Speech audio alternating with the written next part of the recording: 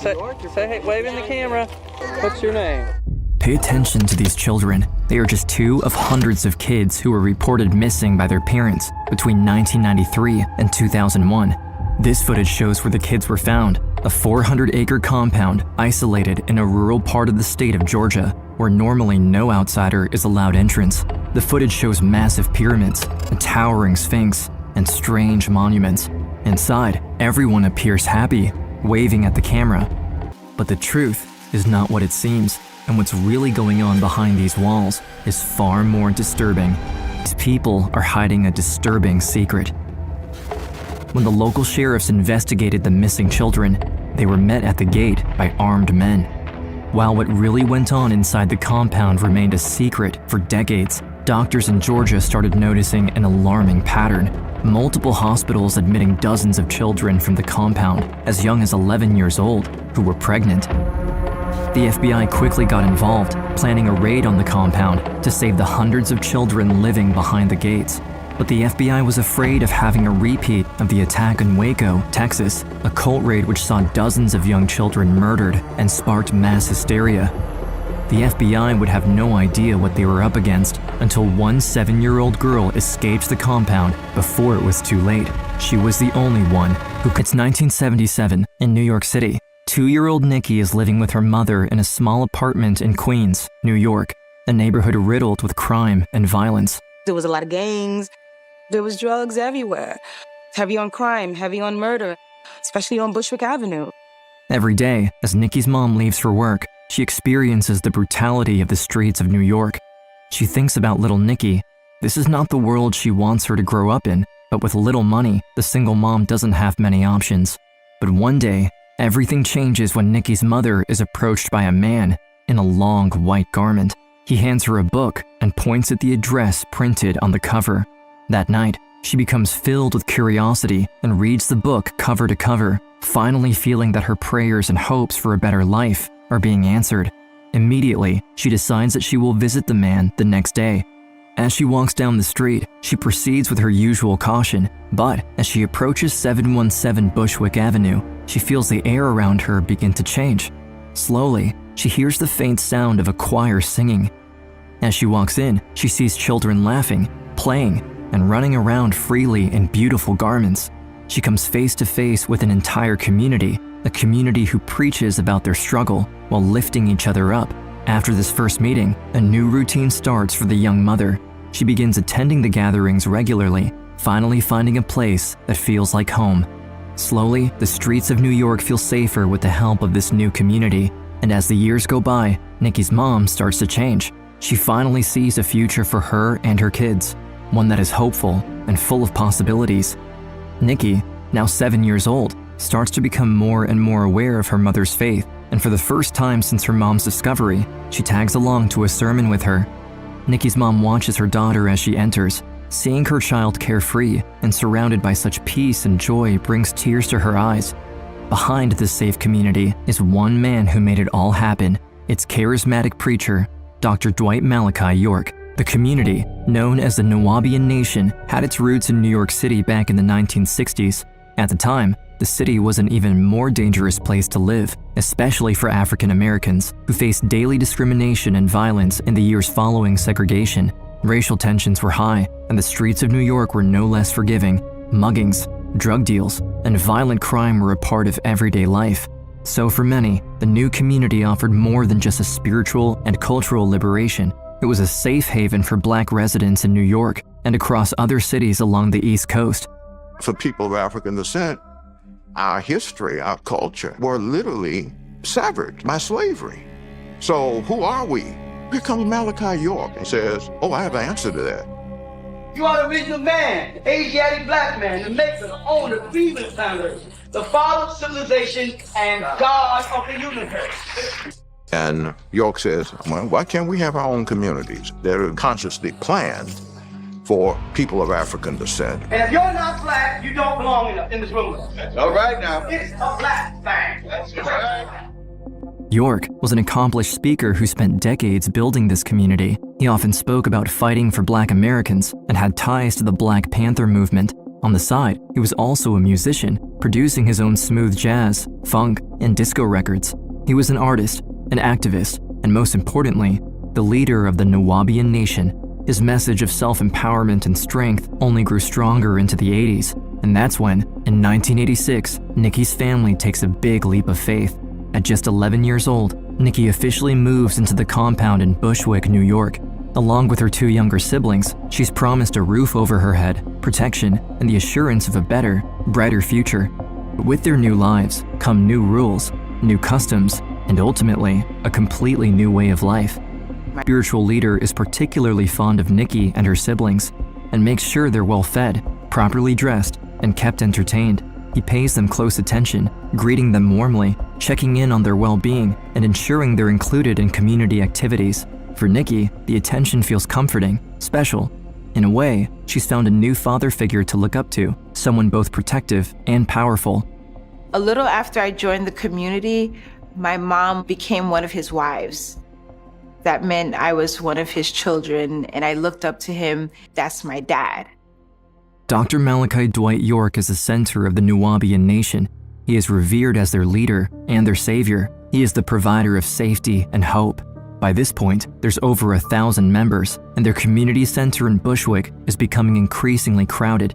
It comes to a point where it's clear to York that they've outgrown the city streets, and a new chapter needs to begin. Dwight York decides to build a new home for his congregation, and it will be over 900 miles away from New York, in the rural farmlands of Putnam County, Georgia. Before York starts building in Georgia, he decides to fully overhaul the Nuwaubian Nation doctrine, drawing from different cultures, religions, and mythologies from around the world to create a new identity for his community. He makes drastic changes to his appearance in his quest. One moment, taking on a Western persona, donning cowboy hats and boots. Next, he claims to be an extraterrestrial being called Yanan, and even going as far as calling himself Chief Black Thunderbird Eagle while wearing a feather headdress. He moves from one identity to the next until he lands on the perfect one that will define the new Nuwaubian Nation. York gathers his followers for a sermon. There, he proclaims the true origin of the Nuwaubians, that they are, in fact, descendants of ancient Egyptians from a different planet. His loyal followers welcome their newfound identity and quickly get to work. They begin building. A massive sphinx head is erected, towering over the previously abandoned farmland. Artists are hired, murals are painted, and before long, dozens of elaborate structures and several large pyramids begin to take shape. With each new structure, the place transforms into something so bizarre and theatrical, drawing more and more attention from their neighbors and passersby. Dwight and his followers name it Tamaray, Egypt of the West.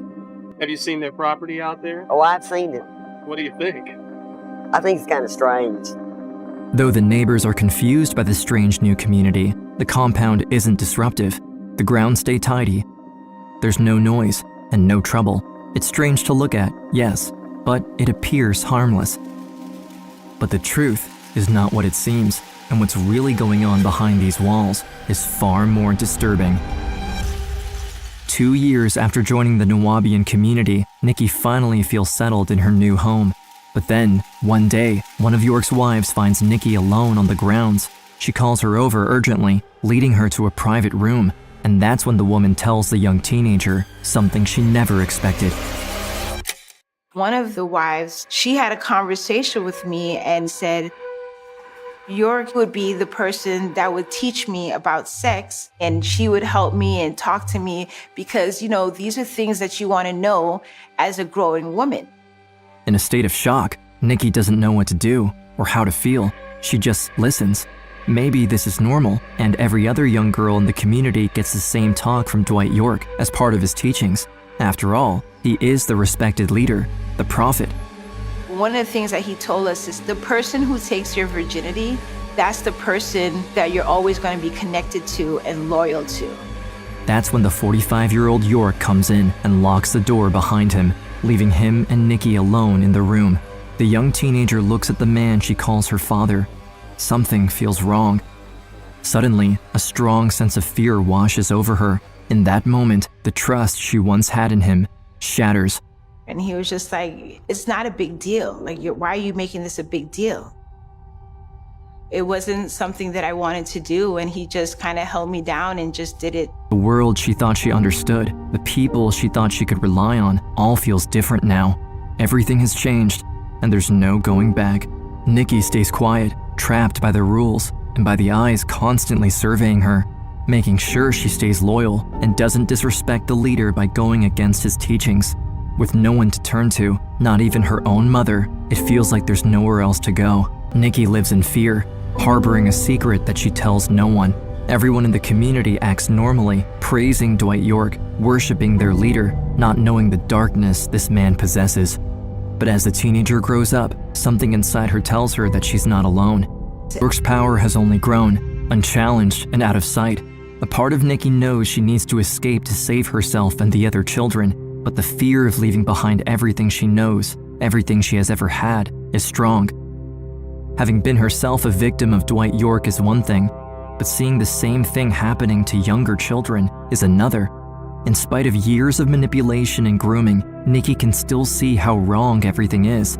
Over time, she realizes that she needs to escape, not just for her sake, but for all the other girls who need to be protected.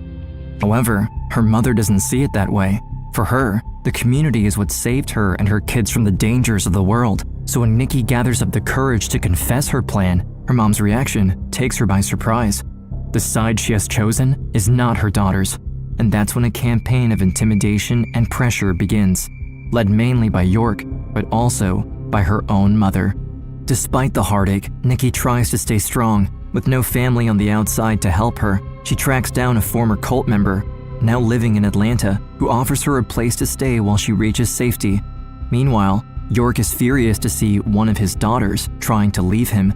The betrayal is huge, and his pride is on the line. Nikki, by openly rejecting him, has cornered him. That's when York takes an unprecedented decision. In an attempt to save face, Nikki is not leaving him. He is the one kicking her out. Her mission is clear: expose the disturbing truth about York's cult and save the children still trapped at the compound before it's too late. But unbeknownst to her, the FBI is already on it. For years, the FBI has been quietly building a case against the cult leader, ever since they started receiving the most unusual phone calls from across the country, calls from parents who all had missing children. Then, doctors from the surrounding area started sounding the alarm. They were uncovering a horrific pattern. Girls as young as 11 years old were showing up at hospitals pregnant. As they traced their locations, they all came from one place, the Nuwaubian compound. While agents continue their investigation into York, there's growing concern about the potential violence and innocent lives that could be lost if the FBI confronts the community leader directly at the compound. We had received information over the years that he had a stockpile of weapons.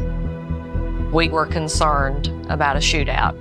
York becomes increasingly aggressive and reckless, appointing armed guards to guard the gate, while the locals of Putnam County become even more wary of their strange neighbors as things escalate. When I went by there one morning, they're marching around with guns, and I just don't think that's the thing to have. When you're met with armed individuals who claim that they're not subject to your laws, armed conflict is usually instantaneous. We're going after the leader of a cult. How are we going to do this? How do you infiltrate a cult? It's clear that something sinister is happening at the compound, but with no witnesses willing to talk about it, authorities are left in a tough spot. Both the FBI and law enforcement in Georgia don't want to have a repeat of Waco. We have what appears to be a fire going on right now, raging at the Branch Davidian compound. In 1993, in Waco, Texas, just 1 year before the investigation on the Nuwaubian Nation leader Dwight York began, a 51-day standoff between the FBI and a religious group called the Branch Davidians ended in a deadly fire, resulting in 76 deaths, including 25 children. What began as an attempt to serve a search and arrest warrant escalated into one of the most tragic events in U.S. history. The aftermath sparked outrage in the media, with witnesses and survivors criticizing the government's handling of the situation. Now faced with the same fear, authorities are deeply concerned about how to handle their investigation on York. For nearly a decade, they did everything to build a strong case against the leader, but what they really needed was a real victim statement, someone on the inside who knew what was going on to expose the truth. And that's when Nikki, the girl who had just escaped, decides to come forward. Finally, with the survivor on the record, authorities have enough evidence to make their move. On the morning of May 8, 2002, Sheriff Sills and an army of over 200 deputies, U.S. Marshals, and FBI tactical agents get ready to bring in Dwight York. The difficult part is that they need to prevent York from rallying his followers to violently resist the police upon entry. If this goes wrong, it could quickly turn deadly, and they know a lot of children are on the premises. That's when Sheriff Sills comes up with a plan. The first step will be closely tracking Dwight York, patiently waiting for him to leave the compound before the raid. The FBI had him under surveillance on the ground and by air support. Hours pass. The authorities wait in silence, in fear of what comes next. Finally, the gates of Tamaray open. They spot a sleek, black car leaving. The FBI agents start following it, doing their best not to get spotted. We learned from radio communication that his vehicle had pulled into a parking lot of a grocery store. The SWAT team was there and the arrest teams. Our job was to make sure we could identify him. FBI agents hold their breath, waiting for the car door to open. As they wait hidden in the parking lot, hoping Dwight York has been the man in the vehicle this whole time, one miscalculation could risk the entire operation. If it's not York, they can't risk the leader discovering that they're coming for him while still protected at the compound. Then, the car door swings open. A man exits from the back seat. The surveillance team confirms it. It's Dwight York walking out of the car. Now is the time to strike. The agents make their move just as planned. With meticulous coordination, they quickly move out of unmarked vehicles, approaching York, who, surrounded by a swarm of armed agents, finally has nowhere left to run, and the team makes an arrest. Now, it's Sheriff Sills' turn to complete his mission. He swiftly leads a convoy with dozens of local and federal officers into the gates of Tamaray, but not without caution. Hundreds of innocent children and their families live on the grounds. Despite anticipation of resistance and retaliation, they enter without force through the main gates. As the deputies swarmed in, we created a big perimeter. The raid was a show of force involving hundreds of local and federal officers.